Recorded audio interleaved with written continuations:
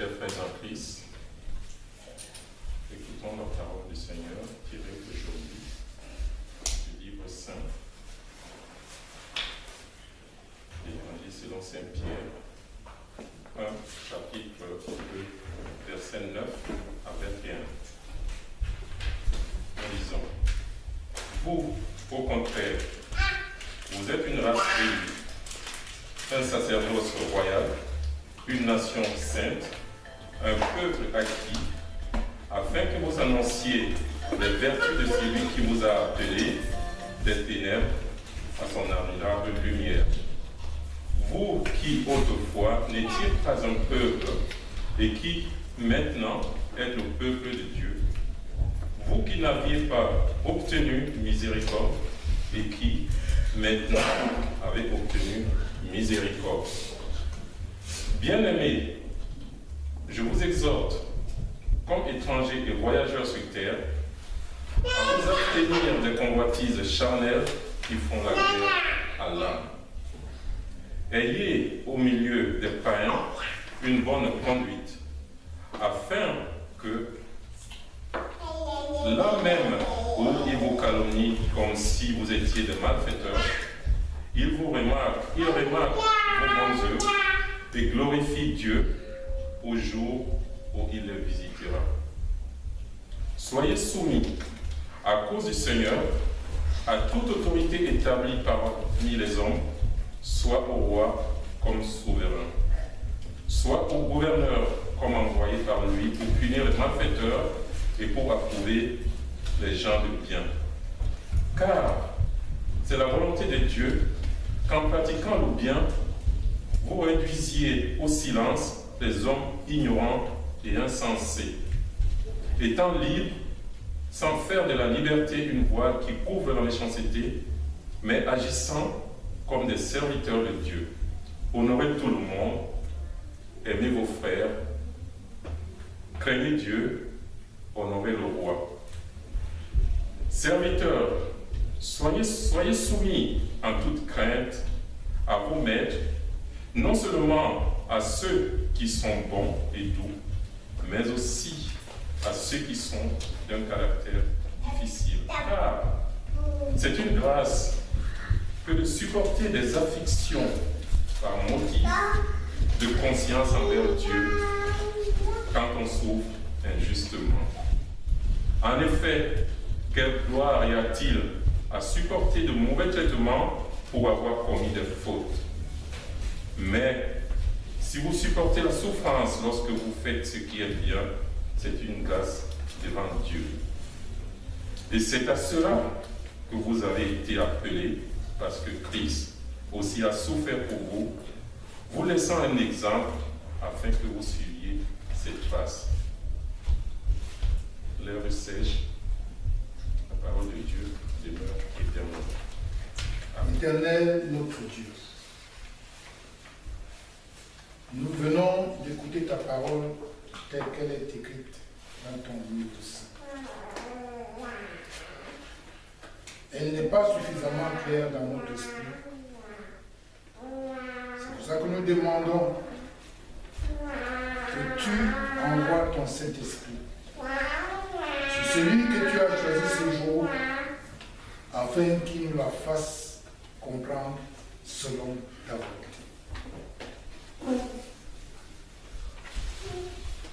Merci Éternel d'ouvrir nos oreilles d'esprit et nos cœurs afin d'assimiler ce message qui nous sera adressé ce jour. C'est au nom de Jésus que nous t'avons dit.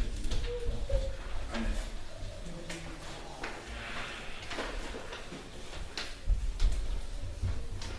Bien-aimés dans le Seigneur,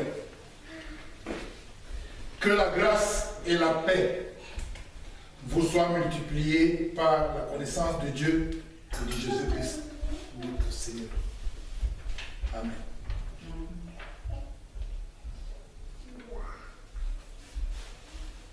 Un grand commandant d'un navire de guerre, pendant une croisière dans un lointain pays,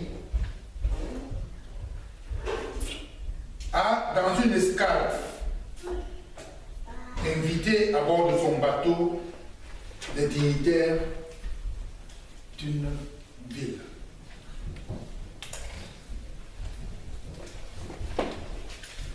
Alors qu'ils étaient à table pour un repas à bord de son bateau,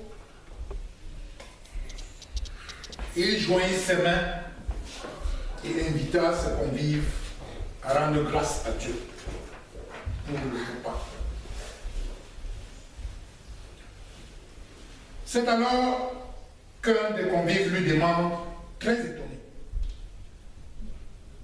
je croyais que seuls les missionnaires s'adressent ainsi à Dieu. Et le marin lui répond alors: c'est exact, mais chaque chrétien est un missionnaire. Frères et sœurs, car il est établi que cette mission reçue du Seigneur Jésus-Christ lui-même consiste à lui rendre un fidèle témoignage devant le monde.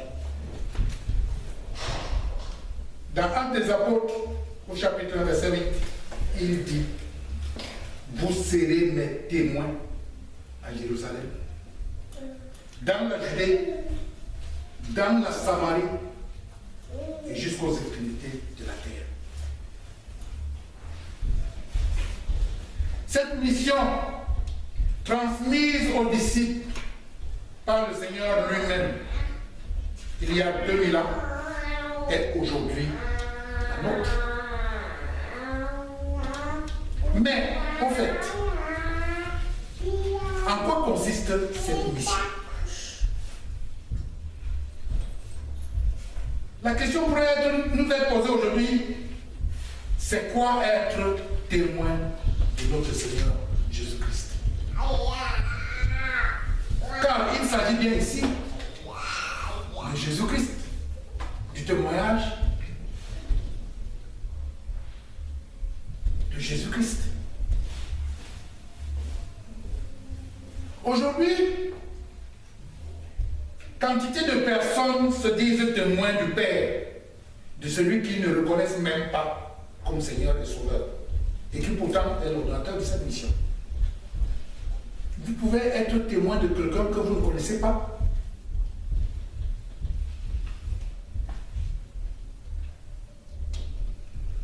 L'apôtre Pierre dit: édifiez-vous pour former une maison spirituelle, un saint sacerdoce, afin d'offrir des victimes spirituelles agréables à Dieu par Jésus-Christ. Et dit encore: vous êtes une race élue, un sacerdoce royal, une nation sainte, un peuple acquis, afin que vous annonciez les vertus de celui qui vous a appelé des ténèbres à son admirable lumière, vous qui autrefois n'étiez qu'un peuple et maintenant êtes le peuple de Dieu. Vous qui n'aviez pas obtenu miséricorde et maintenant avez obtenu miséricorde. La vérité est que cette faculté d'être appelé peuple de Dieu fait de nous des personnes à part. Et cela se vérifie dans certaines paroles des personnes qui ne croient même pas en Dieu. Car un jour, un philosophe, un tout petit peu athée, je pourrais même dire complètement athée, a dit: j'aurais voulu que mes serviteurs soient chrétiens. Ils voleraient moins. Cet homme qui ne croit pas en Dieu croit quand même que des personnes qui, elles, croient en Dieu ont certaines vertus.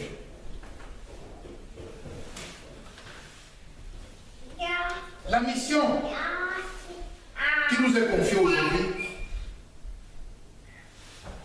la mission que Dieu, par Jésus-Christ, nous envoie accomplir, n'est pas une mission de parole.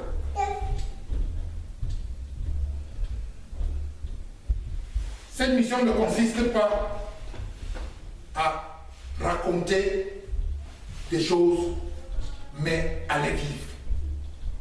Car,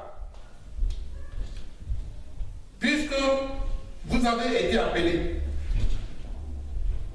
vous devez être saints comme votre Père lui-même est saint. Dans 1 Pierre chapitre 15, verset 19, il dit, mais puisque celui qui vous a appelé est saint, vous aussi, soyez saints dans toute votre conduite, selon qu'il est écrit, vous serez saints, car je suis saint. Car la vérité est que devant le monde, ce n'est que par nos actes que nous serons considérés comme fils de Dieu. Comme Jésus dit, c'est à vos œuvres qu'on verra que vous êtes les miens, si vous vous aimez. Les premiers actes qu'on nous demande, c'est d'abord de nous aimer les uns les autres. Et il nous dit, mais moi, on vous dit de haïr vos ennemis. Mais moi, je vous dis, aimez vos ennemis. Bénissez ceux qui vous maudissent. C'est ainsi qu'on reconnaîtra que vous êtes les miens. Nous partons en mission, portons des armes pour cette mission. Les premières armes que Jésus nous a données, c'est l'amour. Il nous a donné aussi d'autres armes qui sont la patience.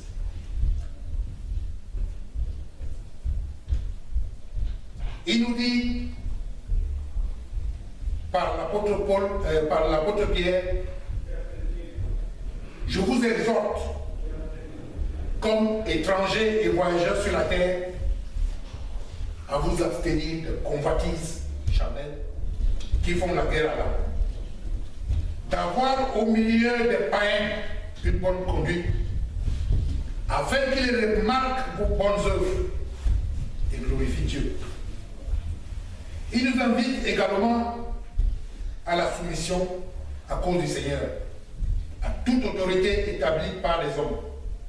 Car c'est en pratiquant le bien que Dieu nous fait réduire au silence les hommes ignorants et insensés. Il nous rend ainsi libres, mais sans faire de cette liberté un voile qui couvre la méchanceté, mais agissant comme des serviteurs de Dieu. Nous voyons quels sont les critères qui caractérisent l'homme que Dieu envoie en mission. Il nous invite également à honorer tout le monde, à aimer les frères, mais surtout à craindre Dieu. Parce que si nous craignons Dieu, ce qui est le début de la sagesse pour l'homme, nous ne pouvons qu'appliquer les commandements qu'il nous impose. La vérité est que même dans un couple, quand il y a amour, l'obéissance est beaucoup plus facile. On s'accepte beaucoup plus facilement quand on s'aime que quand on ne s'aime pas. Comme serviteur, il nous demande de nous soumettre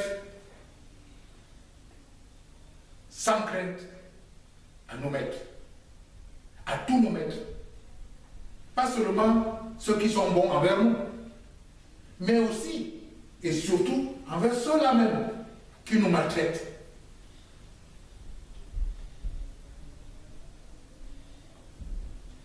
Il nous demande d'être prêts à supporter toute souffrance lorsque nous faisons ce qui est bien. Car c'est une grâce devant Dieu quand on souffre injustement. Et c'est à cela que nous avons été appelés, parce que le Christ, lui aussi, a souffert pour nous, nous laissant un exemple afin que nous suivions ses traces. Nous connaissons tous l'histoire de la souffrance du Christ, de tout ce qu'il a subi pour nos péchés. Si nous voulons suivre son exemple, Si nous voulons être ses imitateurs, nous devons être ceux-là, prêts aussi à souffrir pour son saint message. L'apôtre Pierre nous demande, à nous chrétiens aujourd'hui, les témoignages de notre vie tout entière. C'est-à-dire, ce n'est pas les mots, ce n'est pas les paroles simplement qui doivent caractériser le chrétien aujourd'hui. Ce n'est pas en allant de porte en porte prêcher, annoncer la nouvelle de la venue du Christ prochaine qui est le message. Le message, c'est présenter Christ à travers nos comportements. On reconnaît l'arbre à ses fruits. Si nous sommes des bons chrétiens, les hommes doivent le découvrir au jour le jour par notre comportement. Un jour, j'ai vécu une expérience dans mon village. Un chrétien allait à l'église.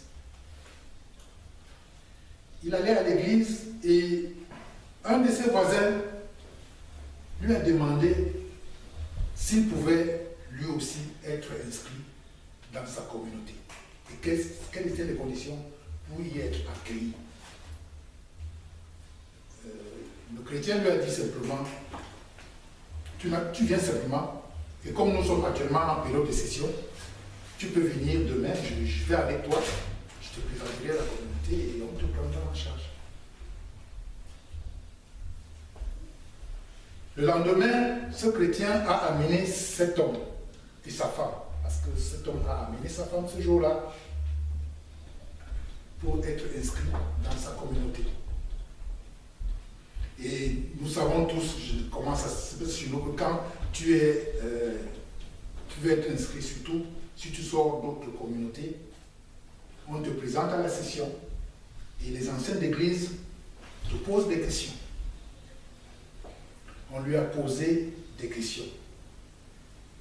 Soit dit en passant, cet homme et son épouse venaient de l'église adventiste du 7e jour. Ils voulaient s'inscrire à l'église presbytérienne camerounaise. Quand on leur a demandé pourquoi est-ce qu'ils avaient l'intention de quitter leur communauté pour rejoindre l'église presbytérienne camerounaise, ils ont dit simplement parce qu'ils avaient remarqué ce chrétien qui passait devant leur porte tout le temps pour aller à l'église. Sa manière de vivre leur a plu et ils se sont dit qu'ils aimeraient bien rejoindre la communauté de ce chrétien. Voilà comment est-ce que Jésus nous demande de servir. Notre mission doit être nous-mêmes. Ce n'est pas les paroles qu'on nous demande. On nous demande d'avoir un comportement qui permette aux autres, à travers cela, d'avoir envie de s'approcher du Seigneur.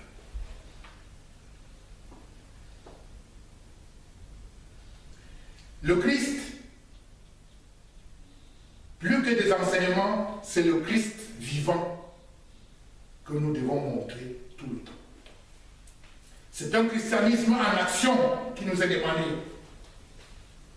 Car des bénédictions s'attachent à un tel témoignage, toujours humble, mais persévérant. C'est pourquoi, comme l'apôtre Pierre le dit dans 1 Pierre, chapitre 1, verset 13, « Saignez les rangs de votre entendement, soyez sobres et ayez une entière espérance dans la grâce qui vous sera apportée lorsque Jésus-Christ apparaîtra. » Aujourd'hui encore, cette mission est d'actualité. Quand nous voyons toutes ces atrocités qui sont commises tous les jours, et même parfois au nom de Dieu, que nous prétendons pourtant servir, frères et sœurs, je nous demande de rester éveillés, car le Seigneur est proche et il nous demandera des comptes par rapport à la mission qu'il nous a confiée. C'est pour cela, frères, que j'aimerais que nous gardions du partage de ce jour comme thème de notre adoration. Encore plus qu'hier, plus d'action dans notre Seigneur par notre vie de foi. Encore plus qu'hier, plus d'action pour notre foi, pour la mission de Jésus, la mission pour notre Dieu. Que Dieu lui-même soit témoin de cette parole au nom de Jésus-Christ, notre Seigneur et Sauveur. Amen. Prions le Seigneur. Éternel notre Dieu, notre Père. Une fois de plus, merci Père éternel, parce que toi-même tu nous as parlé à travers ton serviteur. Permets désormais que nous soyons ceux-là capables de garder un témoignage digne d'être tes serviteurs, Père. Permets-nous, Père éternel, de pouvoir attirer ceux-là qui ne te croient pas, qui ne servent pas dans ton Église, de pouvoir venir et rejoindre le terrain afin de pouvoir t'honorer et te glorifier. À celui-là qui nous a transmis ce saint message, Père éternel, permets-lui davantage de s'édifier dans ton saint livre. Au nom de Jésus le Christ, nous te l'avons demandé.